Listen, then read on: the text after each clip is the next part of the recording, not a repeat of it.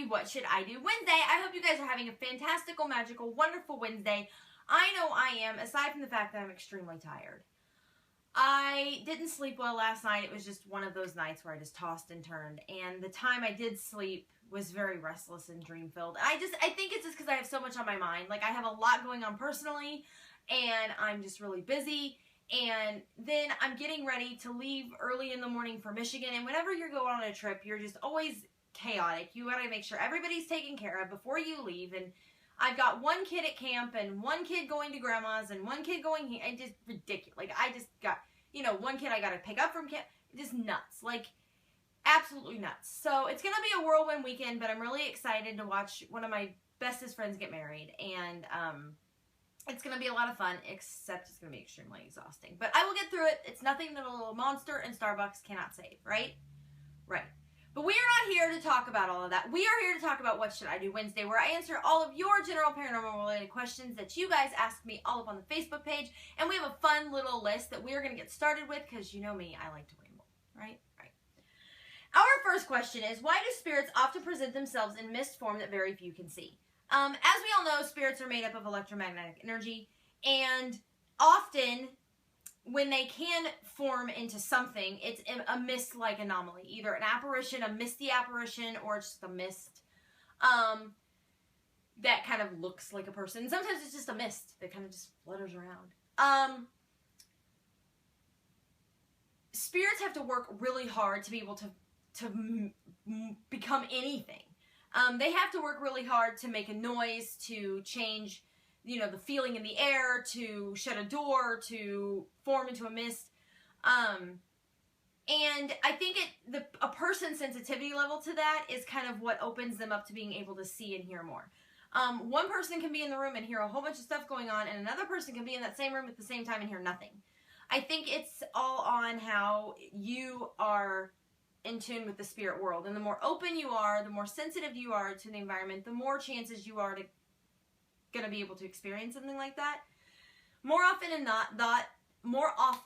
not, though, say that 5 times fast, you're only going to capture something like that on a camera or on a still photograph. You're not even going to see it with your own eyes. It's very, very rare to see an apparition. But it does happen. It does happen a lot. And it's like the holy grail of paranormal activity. When you see a full body apparition, you see a mist, you see an orb with your own eyes, that's pretty intense. And it's pretty amazing. And so I think that it's hard for people to see it because they're just not open to the spirit world enough to be able to. And it's hard for the spirit to even do it. And when they do succeed in it, I think that the equipment that emits that electromagnetic energy that they are using has a sensitivity that even humans don't have in order to be able to capture something like that. It's very frustrating because, everybody wants to see that piece of evidence, but not everybody can and not everybody will. I would love to. I know it would, terrify me just because it's the unknown. You just never know. Your eyes are not meant to see something like that. But it would be so insanely awesome to experience, and I'm down for it, for sure. But I think that they present themselves that way because it's the easiest way, even though it's extremely, extremely hard. But it's a very good question, and it's something that a lot of people want to know because they all experience paranormal activity. They all, the people that do experience it go, well, I know I've seen something on the camera. Why can't I see it in person? And it's just one of those mysteries of science, I guess, and mysteries of the paranormal. But it's a really good question. Our next question is, do you think ghosts suffer from loneliness or can they communicate with each other? I think that they can communicate with each other. I think that they're on a plane of some sort. They're in another dimension that they can completely communicate with each other. I know that on the show Ghost Adventures, a lot of times the guys have heard, spirits there's been 2 spirit voices. And they've even captured spirits kind of communicating with each other, kind of answering their own questions. And so I think, or each other's questions rather. And so I think that they do have an ability to communicate with each other. I think that they are able to communicate maybe like you and I communicate, just in their own realm and in their own world. We still don't know, what's on the other side of the curtain. Hell, they could be standing there like you and I communicate with each other, full-bodied, being able, they're just in another dimension, and they don't even understand why we're, freaked out by it, because to them, they're freaked out by us. Maybe we look like mists and, you know, we don't know what we look like to spirit. So we could look like a mist or an orb to a spirit who they think looks like us. It's just, it's one of those crazy unknowns. But I don't think that they suffer from loneliness. I think that they have the ability to communicate with each other. I think that they have to have it in them, like find it within themselves to do so. I think it may take a little extra work, but I do think that they very much communicate with each other in some way, shape, or form. They're able to talk, communicate, especially if they were close in life. I think that they have the ability to be close in death as well. But it kind of opens up that whole thing of communication when it comes to the spirit world and what we don't understand and how much we don't know. So it's a really good question to think about, but my personal opinion is I think that they can communicate with each other, and they are able to kind of conversate, and I don't really think they're lonely. Our last question is the best one, and that's why it's the last one, because you always say the best for last, right? Right. I really like this question because I'm really passionate when it comes to the people I love and care about, and this kind of touches on that. And the question is soul families and soulmates and my thoughts on them. Prior to joining this group and prior to becoming an admin and doing these videos, I kind of was just floating. I was kind of like the hamster on the wheel, just kind of going through the motions of life. You know, I was Eden Reagan's mom, I was the Girl Scout mom, I was this person, I was this person.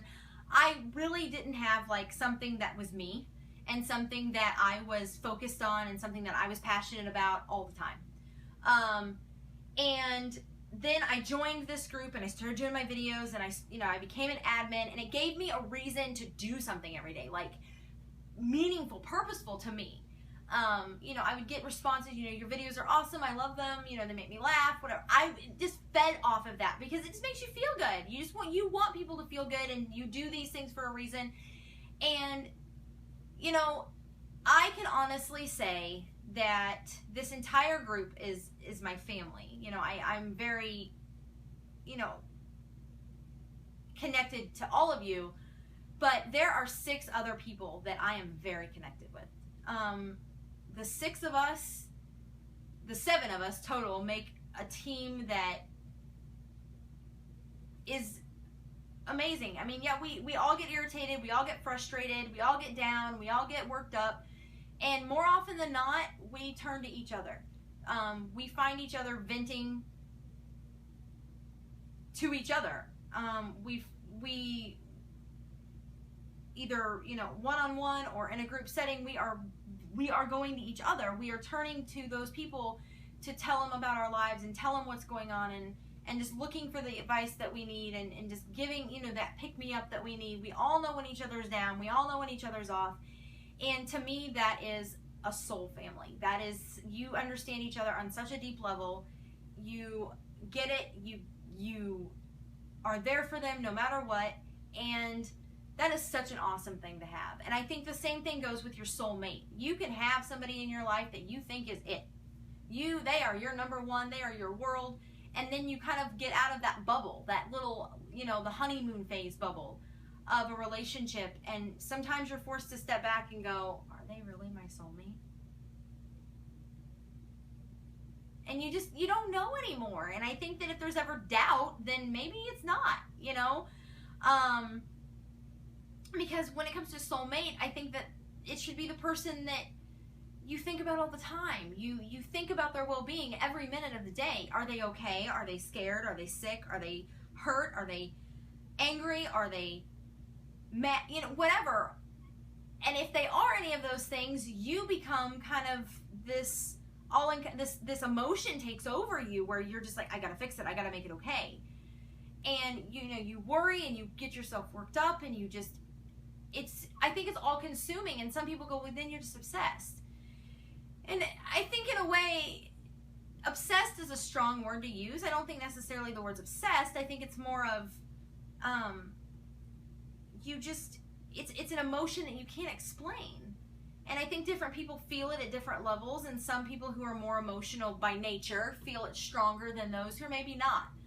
That doesn't mean that your soulmate doesn't care about you the same way. I think it just means that they process emotion differently, and their emotion comes out in small, unsuspecting ways to show you that, but you never feel like they don't care. Your soulmate should never make you feel like you're insignificant or that you don't care. They'll show, as long as they show their love for you in their own way and they're honest about it, I think that you're still soulmates. And as long as at the end of the day they know you care and you are doing everything you can to make sure that their world is perfect and that they understand you. You know, it goes deeper than your favorite color and your favorite food. It's how much you have in common. It's how you connect. It's how you know just the right thing to say to make the other one laugh, to make the other one feel better, to make it all okay. And that can sometimes be a girl, that can sometimes be another guy, that can, you know, you can be, I think you can be soulmates with anybody. But I think it's really important to always try to be in love with your soulmate, you know, when it comes to a relationship. And be with the person that makes you feel the best.